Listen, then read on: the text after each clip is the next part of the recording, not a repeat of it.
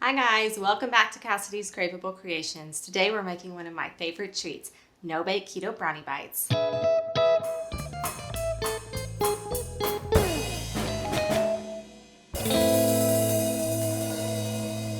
So these keto brownie bites are quick and easy to make, and they're perfect for lunch boxes, after school snacks, or just a perfect treat after a long day.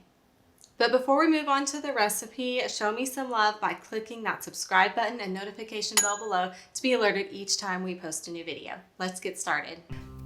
We'll start by adding some walnuts or pecans to the bowl of a food processor along with some sea salt. Then we'll process it on high for 10 to 15 seconds or until the nuts are broken up into small pieces. Then we'll add some unsweetened almond butter or peanut butter, some keto granulated sweetener, cocoa powder, and some pure vanilla.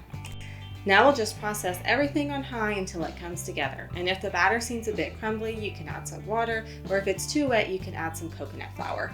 Next, we'll just pulse in some keto chocolate chips. I like Choc Zero chocolate chips, but you can use whichever you prefer.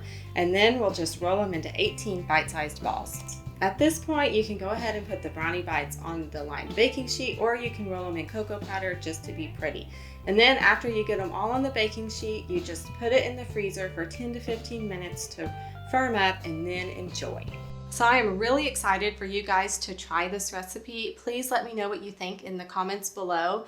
And also below, you will find the link to the full recipe with all the specific ingredients and amounts. And if you're on a mobile device, you can just click the title of the recipe for the description to pop up. Thanks so much and have a good day.